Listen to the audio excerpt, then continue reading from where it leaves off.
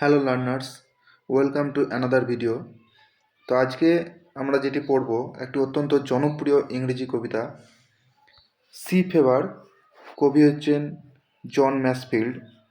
তো এই যে কবিতাটি শুধু সমুদ্রের গল্প নয়, এটি স্বাধীনতার কবিতা, প্রকৃতির ডাকে সাড়া দেওয়ার কবিতা, আর এক নাবিকের আত্মার কবিতা। তো ভিডিওটি শেষ পর্যন্ত দেখলে তোমরা বুঝতে পারবে যে কবিতাটি লাইন বাই লাইন বাংলা অর্থ, গভীর ব্যাখ্যা এবং পরীক্ষার জন্য গুরুত্বপূর্ণ যে পয়েন্ট সবই পরিষ্কারভাবে এখানে আমি বোঝাবো। তো প্রথমেই আমরা কবি পরিচিতি সম্বন্ধে জেনে নেব। এই জন ম্যাসফিল্ড ছিলেন একজন ইংরেজ কবি। তিনি শুধু কবিই ছিলেন না, তিনি নিজে একজন নাবিকও ছিলেন। তিনি 13 বছর বয়সে বাড়ি ছেড়েছিলেন এবং মার্চেন্ট নেভিতে যোগ দিয়েছিলেন। জন Edward ম্যাসফিল্ড was born on 1st June 1978 and was died on 17th May 1967. তো জন এডওয়ার্ড ম্যাসফিল্ড জন্মগ্রহণ করেছিলেন 1878 খ্রিস্টাব্দের 1 জুন এবং মারা গেছিলেন 1967 খ্রিস্টাব্দের 12 মে। হি ওয়াজ অ্যান ইংলিশ পোয়েট। তিনি ছিলেন একজন ইংরেজ কবি, রাইটার, লেখক and poet laureate of the United kingdom from 1930 till his death. এবং তিনি 1930 সাল থেকে তার মৃত্যু পর্যন্ত ইউনাইটেড কিংডমে সভাকবি ছিলেন। হি ইজ অলসো রিমেম্বার্ড, তাকে অবশ্য স্মরণ করা হয় as the author of children's novel, শিশুদের উপন্যাসের লেখক হিসাবে। তো the midnight folk, midnight folk and the box of the delights, এই দুটো হচ্ছে কিন্তু শিশুদের নোভেলস, চিলড্রেন্স নোভেল।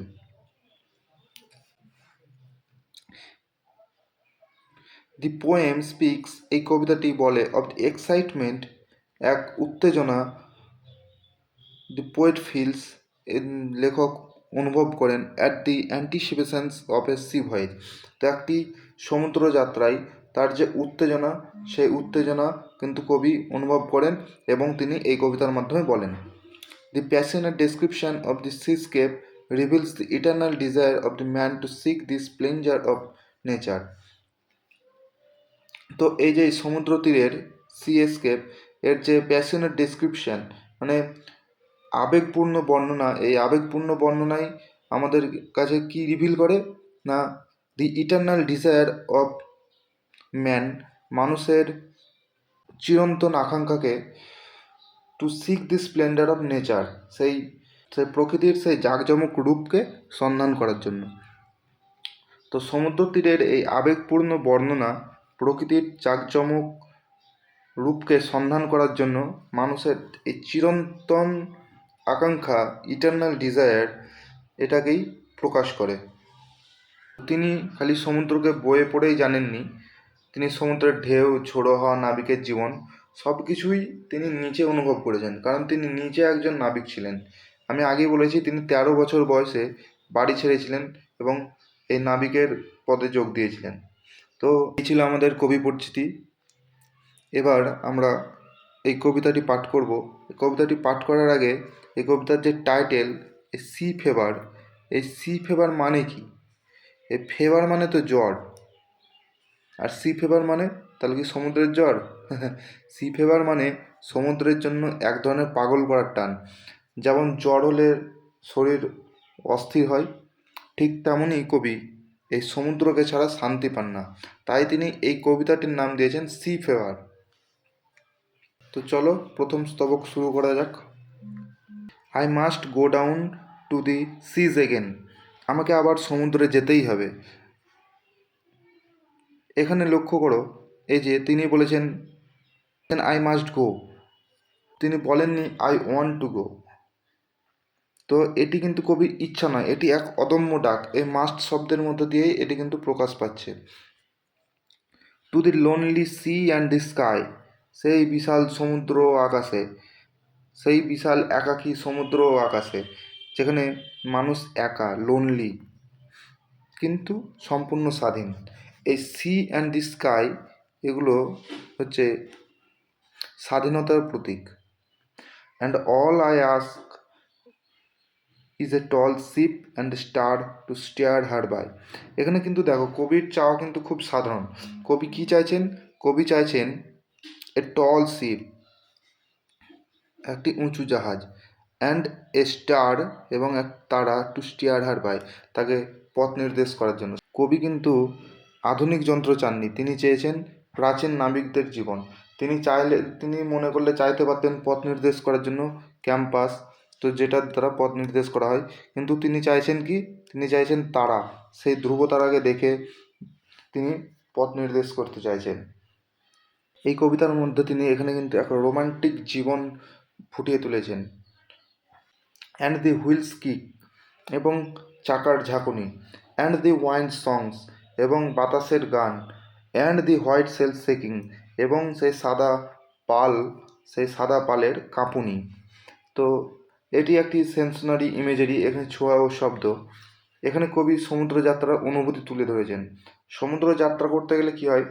সমুদ্রের ঢেউয়ে জাহাজ একবার এদিক এদিক দুই দিকে দুলতে থাকে, তো সেই জাহাজের ঝাঁকুনিকে কি বলেছেন এখানে?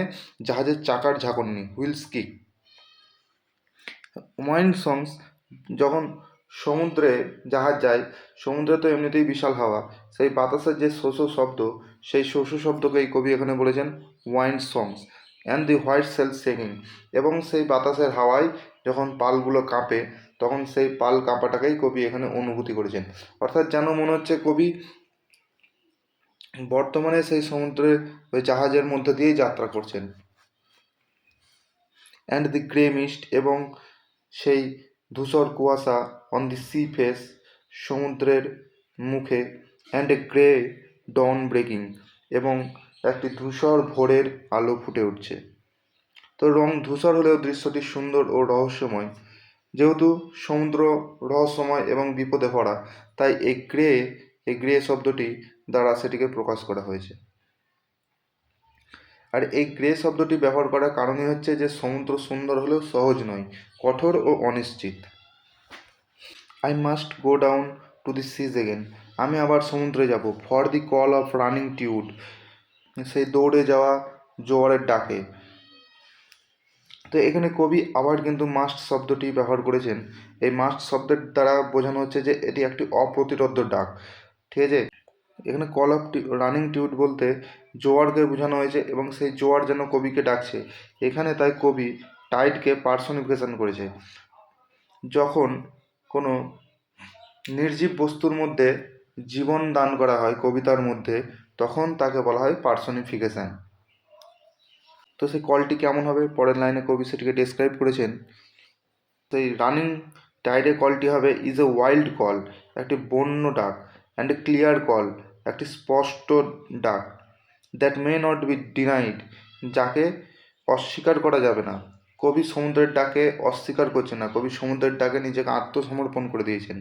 অ্যান্ড অল আই আস্ক, এবং আমি যা চাই, অর্থাৎ কবি যা চাই, a windy day with the white clouds flying, তিনি চান একটি ঝোড়ো হাওয়ার দিন, ওয়াইন্ডি ডে, এবং হোয়াইট ক্লাউডস ফ্লাইং, উড়ন্ত সাদা মেঘ। ওয়াইন্ডি ডে, এই ওয়াইন্ডি ডে হচ্ছে গতির প্রতীক, আর হোয়াইট ক্লাউডস ফ্লাইং এটা হচ্ছে স্বাধীনতার প্রতীক। আর তিনি কি চান? অ্যান্ড দি ফ্লাং স্প্রে, এবং চান নিক্ষিপ্ত জলকণা, অ্যান্ড দি ব্লাউন স্পিউম, ফুলে ওঠা ফেনা, সমুদ্রের ঢেউয়ে যে ফেনাগুলো তীরে এসে ফুলে ওঠে, সেই ফুলে ওঠা ফেনাকেই তিনি চান। And the seagulls crying, seagulls বলতে সমুদ্রে এক ধরনের পাখি থাকে, সেই পাখিটাকে বলা হয় সি গার্লস। তো এই সি গার্লস পাখির তিনি কান্না শুনতে চান, চিৎকার শুনতে চান। তো এই হচ্ছে সি গার্লস পাখি, এটাকে আমরা বাংলায় শঙ্খচিল বলে থাকি। তো কবি এই পাখির কিন্তু ডাক শুনতে চান। দ্বিতীয় স্তবকে কবি সেই এক গভীর ইচ্ছা প্রকাশ করেছেন। তিনি সমুদ্রের যে প্রকৃত রূপ, ঝড়, তীব্র হাওয়া, ঢেউয়ের সাদা ফেনার যে উত্তাল নৃত্য, তিনি সব কিছুই অনুভব করতে চান। তিনি বলেন যে প্রবাহমান সমুদ্রের যে বন্য ডাক এবং যে স্পষ্ট ডাক, তিনি তা উপেক্ষা করতে পারছেন না, এবং সমুদ্র যাত্রার সময় তিনি চান সমুদ্রের ঝড়, সাথে উড়ন্ত সাদা মেঘ। তাছাড়াও তিনি চেয়েছেন নিক্ষিপ্ত জলকণা, স্ফীত সাদা ফেনা আর শঙ্খচিলের ডাক। I must go down to the seas again, আমি অবশ্যই আবার সমুদ্রে যাব। To the vagrant gypsy life, সেই ভবঘুরে যাযাবর জীবনে। এই ভ্যাগ্রান্ট বলতে সেই সমস্ত ব্যক্তিদের বোঝায় যাদের স্থায়ী কোনো ঘর নেই, কোনো কাজ নেই, তা কিন্তু তাদের কি রয়েছে, তাদের নিজেদের স্বাধীনতা রয়েছে। তো তিনি এই ভ্যাগ্রান্ট জিপসি লাইফেই যেতে চান, এই যাযাবর জীবনে তিনি প্রবেশ করতে চান।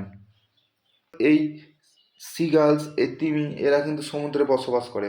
তো তাদের নির্দিষ্ট কোনো ঘর নেই, তাদের কাজ নেই। তো তারা কি করে, যাযাবরের মতো জীবন যাপন করে। তাদের মধ্যে স্বাধীনতা আছে, তারা সমুদ্রে এই স্থান থেকে অন্য স্থানে চিন্তা ছাড়াই ঘুরে বেড়াতে পারে। তো কবি এইরকমই এক ভ্যাগ্রান্ট জিপসি লাইফের কথা এখানে বলেছেন। টু দি গার্লস ওয়ে, সেই যে সিগালস পাখি আমরা দেখলাম, সেই সিগালস পাখির যে পথ, সেই পথে তিনি যেতে চান। অ্যান্ড দি হোয়েলস ওয়ে, এবং সেই তিমির পথে। তো তিনি এই পাখিদের পথে এবং এই তিমির পথে যেতে চান।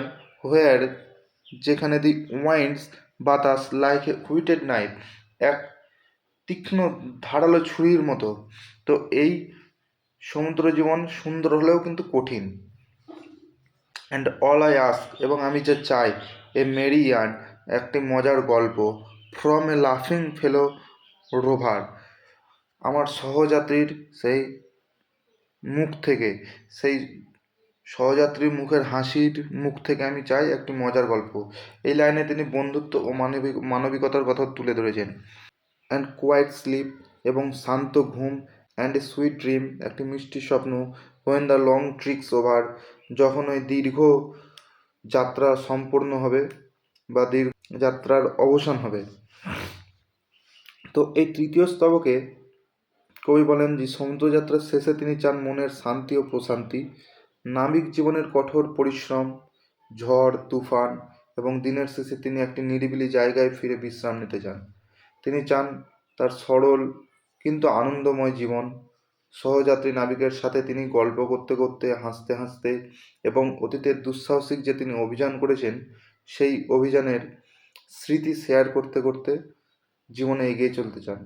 এবং শেষ স্তবকে তিনি ক্লান্তি ও অভিযাত্রীর শান্তির যে তৃষ্ণা এবং প্রকৃতিতে ফিরে গিয়ে নিজের অস্তিত্বকে পুনরায় খুঁজে পাওয়ার ইচ্ছাকে তিনি কিন্তু এখানে তুলে ধরেছেন। কবিতার মূল ভাব হলো কল অফ দি সি, সমুদ্র মানুষের আত্মাকে যে ডাকে, সেই ডাক। অ্যান্ড ফ্রিডম ভার্সেস সিভিলাইজেশন, সমাজের বাঁধন বনাম যে মুক্ত জীবন। এছাড়াও রোমান্টিসিজম, প্রকৃতির সঙ্গে যে গভীর সম্পর্ক। এছাড়াও আমরা শেষ স্তবকে দেখতে পাচ্ছি লাইফ অ্যান্ড ডেথ, জীবনের যে শেষ শান্তি। এগুলোই হচ্ছে কিন্তু এই কবিতার মূল ভাব। এছাড়াও এই কবিতায় যে পোয়েটিক ডিভাইসগুলো ইউজ করা হয়েছে সেটি হলো I must go down to the seas. এই যে এই লাইনটি কিন্তু প্রত্যেকটি স্তবকে একবার করে রিপিট করা হয়েছে। তো রিপিটেশন, এটা কিন্তু একটি পোয়েটিক ডিভাইস, এটি এখানে ব্যবহার করা হয়েছে। এছাড়াও আমি বলেছিলাম call of the tide, personification, personify করছে। এছাড়াও প্রচুর ইমেজারি তো রয়েছে এই কবিতায়। তো কবি শেষ পর্যন্ত এখানে বলতে চান যে মানুষ প্রকৃতিকে ছেড়ে কিন্তু সম্পূর্ণ সুখী কখনোই হতে পারে না। তো বন্ধুরা, এটাই ছিল সি ফেভার, জন মেসফিল্ড কবিতার সম্পূর্ণ বাংলা ব্যাখ্যা। যদি ভিডিওটি ভালো লাগে তাহলে লাইক করো, কমেন্ট করে জানাও, আর অবশ্যই সাবস্ক্রাইব করো। পরের ভিডিওতে আবার দেখা হবে। ধন্যবাদ।